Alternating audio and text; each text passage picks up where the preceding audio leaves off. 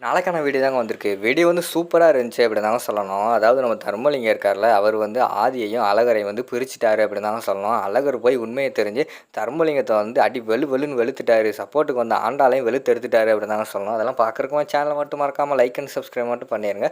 First எடுத்த உடனேயுமே வந்து அந்த இடத்துல நம்ம பாரதி இருக்காங்கல்ல, அவங்க வந்து கதவை பூட்டிட்டு உள்ளே இருந்து திறக்காமே இருக்காங்க.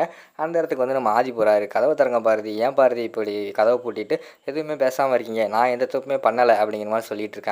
உடனே அந்த இடத்துல கோவப்பட்டுக்கிட்டு விறுவிறுன்னு கதவை திறந்து வெளியில் வராங்க. என்னது, நீங்கள் எந்த தப்பும் பண்ணலையா? நீங்கள் எந்த தப்பும் பண்ணாமல் ஸ்வேதா எப்படி இங்கே வந்தா அப்படிங்கிற மாதிரி சொல்லிட்டு இருக்காங்க. அதான் எனக்கும் தெரியல, ஸ்வேதா எப்படி வந்தான்னு எனக்கே தெரியல, இப்போ எதுக்கு என் மேலே கோவப்படுறீங்க அப்படிங்கிற மாதிரி வந்து ஆதி வந்து கேட்குறாங்க. என்னது, நான் கோவப்பட்டேனா? அதான் 10 நாள் வந்து கோவப்படக்கூடாதுன்னு சொல்லிட்டீங்களே, நான் எது கோவப்படுறேன்? நான் அழுதுகிட்டு இருக்கேன் அப்படிங்கிற மாதிரி சொல்லிட்டு அந்த இடத்துல பாரதி சொல்கிறாங்க. இங்கே பாருங்கள், நான் வந்து ஸ்வேதா வந்து வரவே சொல்லலை அப்படிங்கிற மாதிரி சொல்கிறாங்க. இங்கே பாருங்கள், இப்படி தான் வந்து அன்றைக்கி உங்கள் அம்மா வர சொல்லிவிட்டு கடைசியில் கேட்டால் நான் வர சொல்லலை, அழகர் தான் வர சொன்னார் அப்படிங்கிற மாதிரி சொல்லிட்டீங்க. இப்போயும் அதை தான் சொல்ல போகிறீங்களா? இப்போயும் ஸ்வேதா வந்து அழகர் தான் வர சொன்னாரா? சொல்லுங்கள் சொல்லுங்கள் அப்படிங்கிற மாதிரி கேட்டுக்கிட்டு இருக்காங்க. எனக்கே தெரியலை, யார் வர சொன்னானே தெரில அப்படிங்கிற மாதிரி வந்து ஆதி சொல்கிறாங்க. பிறகு எப்படி நம்ம இருக்கிற அட்ரஸ் எல்லாம் தெரிஞ்சு, நீங்கள் சொல்லாமல் யார் சொல்லியிருப்பா அப்படின்னு சொல்லிட்டு அந்த இடத்துல வந்து பாரதி கோவப்படுறாங்க. அவள் வந்தது கூட பிரச்சனை இல்லை, அவள் என்ன பேசுகிறான்னு பார்த்தீங்களா? நான் வந்து உங்களை லவ் பண்ணதே காசுக்காக தான் லவ் பண்ணேன்னு சொல்லிட்டு பேசிக்கிட்டு இருக்கா. நான் காசுக்காக உங்களை லவ் பண்ணலை அப்படிங்கிற மாதிரி சொல்லிட்டு அந்த இடத்துல வந்து ரொம்ப காசாக பேசிடுறாங்க. ஆதிக்கு வந்து என்ன பண்ணுறதுனே தெரில, கோவப்பட்டுட்டு பாரதி வந்து போயிடுறாங்க. உடனே வந்து நம்ம ஆதி வந்து அழகருக்கு ஃபோன் போட்டு உன்னை பார்க்கணும், உடனே கிளம்பி வாடா அப்படிங்கிற மாதிரி சொல்லிடுறாங்க. அந்த பக்கம் பார்த்தா தர்மலிங்கமும் நம்ம ஸ்வேதாவும் பேசிக்கிட்டு இருக்கிற மாதிரி தான் காட்டிக்கிட்டு இருக்காங்க. சார் ரொம்ப நன்றி சார், முதல் முறையாக வந்து ஆதியை போய் ஜெயிச்சிருக்கேன். இதுக்கு முன்னாடி நானும் எங்கள் அப்பாவும் பல முறை என்னென்னமோ பிளான் போட்டிருக்கோம், எந்த பிளானும் ஒர்க் அவுட் ஆகலை. ஆனால் இப்போ போய் நான் நினச்சதை விட பயங்கரமாக நான் வந்து ஜெயிச்சுட்டு வந்திருக்கேன் அப்படிங்கிற மாதிரி வந்து அந்த இடத்துல ஸ்வேதா சொல்லிக்கிட்டு இருக்காங்க. ரொம்ப சூப்பர்மா, அவன் நீங்கள் ஜெயிச்சாதான் பிறகு என்னோடய வாழ்க்கையிலையும் நல்லது பிறக்கும் அப்படிங்கிற மாதிரி வந்து அவர் சொல்கிறாரு. என்னது, நான் ஆதியை வந்தா அதை எப்படி உங்களுக்கு வந்து நல்லது பிறக்கும் அப்படிங்கிற மாதிரி சொன்னவனையும், நீ வந்து ஆதியையும் பாரதியும் பிரித்தாலே போதும், அங்கே வந்து ஆண்டாலும் அழகரும் பிரிய ஆரம்பிச்சிருவாங்க. என் பொண்ணு என்கிட்ட பழைய மாதிரி கிடச்சிருவா. அந்த பயலை வந்து ஓடுகாலி பையில வந்து அடித்து விரட்டி விட்டுட்டு அவளுக்கு வந்து வேறு ஒரு கல்யாணத்தை பண்ணி வச்சுருவேன். அந்த ஊரில் வந்து பிரசிடென்ட்னு சொல்லிட்டு கெத்தாக வாழ்ந்துக்கிட்டு இருந்தேன், வீட்லேயும் கெத்தாக இருந்தேன். இப்போ வீட்டில் இல்லை, என்னை எல்லாத்தையும் டம்மி ஆக்கிட்டு ஊருக்குள்ளே என் மரியாதையெல்லாம் கெடுத்து வச்சுருக்கான், அவனெல்லாம் சும்மா விடக்கூடாது அப்படிங்கிற மாதிரி சொல்லிகிட்டு இருக்காங்க. சரிம்மா, நீ இங்கேயே தங்கிடு, இனி என்னென்ன பண்ணுமோ நம்ம 2 பேரும் சேர்ந்து பிளான் பண்ணுவோம் அப்படின்னு சொல்லிட்டு அந்த இடத்துலேருந்து தர்மலிங்கம் வந்து கிளம்பி போயிடுறாங்க.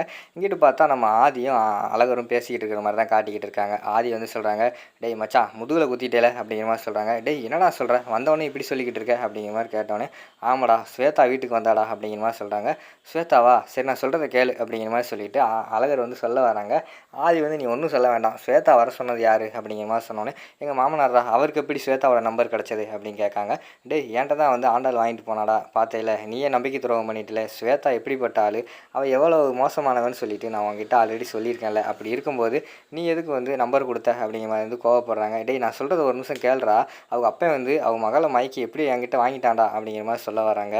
உடனே நம்ம ஆதி வந்து அதை கேட்குற மாதிரியே இல்லை, நீ ஒன்றும் சொல்ல வேணாண்டா, நீ முதுகில் குத்திட்ட, உன்னையெல்லாம் நம்பினே பார்த்தியா நண்பன்னு சொல்லிட்டு உங்ககிட்ட எல்லாமே சொன்னாலடா, என் தப்பு தான்டா அப்படிங்கிற மாதிரி சொல்லிகிட்டு இருக்காங்க. டேய் நான் உனக்காக என்னடா பண்ணலை, நீ வந்து உங்கள் ஒய்ஃபை பிரிஞ்சு வந்தையே, அப்போ உனக்காக நான் வந்தேனே அது தப்பாடா, இங்கே வந்து நான் ஆண்டாளை கல்யாணம் பண்ணப்போ பிரிஞ்சு போயிடலான்னு பார்த்தேன், இங்கே இப்போ தான் பாரதி இருக்காங்கன்னு சொல்லிட்டு நீ இங்கே வந்து இருந்தேன், அதுக்காக நானும் சகிச்சுக்கிட்டு அவமானத்தெல்லாம் தாங்கிட்டு இருந்தேன், அதெல்லாம் தப்பாடா அப்படிங்கிற மாதிரி சொல்லிட்டு இருக்காங்க.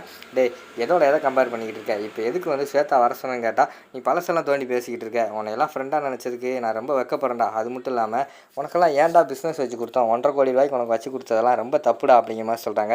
டேய் பாத்தியா, உன்னோட பணக்கார புத்தியை காட்டிட்ட பற்றியா, இதனால தான் நான் வந்து அப்போலேருந்து வேண்டான்னு சொல்லிக்கிட்டு இருந்தேன், ஆனால் நீ தான் வச்சு கொடுத்துட்டு இப்போ சொல்லி காட்டல, இப்போ சொல்கிறேன்டா, உனக்கும் எனக்கும் எந்த சம்மந்தம் கிடையாதா, நீ யாரோ நான் யாரோ அப்படிங்கிற மாதிரி சொல்கிறாங்க. டேய் மச்சான் சொல்கிறது கேள்றா அப்படின்னு சொல்லிட்டு ஆதி சொல்கிறாங்க. டேய் மச்சான் எல்லாம் எனக்கு கூப்பிடாத, அந்த தகுதியை வந்து நீ இழந்துட்ட, இதோட முடிச்சுக்கலாம்டா, இனிமேல் நீ யாரோ நான் யாரோ சரியா அப்படின்னு சொல்லிட்டு அந்த இடத்துலேருந்து 2 பேர் பிரிஞ்சு போயிடுறாங்க. அழகர் வந்து பயங்கரமான கடுப்பில் இருக்காங்க. அந்த நேரத்தில் தான் நம்ம தர்மலிங்கம் வேறு வீட்டுக்கு வராரு. வீட்டுக்கு வந்தோடனே, யோ எதுக்கியா வந்து ஸ்வேதாவை இங்கே வர சொன்னேன் அப்படின்னு சொல்லிட்டு கேட்காங்க. என்னடா வாயா போயெல்லாம் பேசிக்கிட்டு இருக்க அப்படிங்கிற மாதிரி வந்து கோவப்படுறாரு.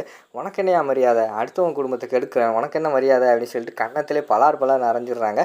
உடனே ஆண்டாள் வந்து சப்போர்ட்டுக்கு வந்துடுறாரு. எங்கள் அப்பாவெல்லாம் என்ன தைரியம் இருந்தால் எங்கள் அப்பாவே அடிச்சிருப்பேன், உன்னை சும்மா விட மாட்டேன்னு சொல்லிட்டு அவங்க வந்து நம்ம அழகரோட கன்னத்தில் அடிக்க, திருப்பி அழகர் வந்து ஆண்டாளோட கன்னத்தை பழுக்க வச்சிடுறாங்க. அதே சரின்னு அமைதியாக போயிடுறாங்க.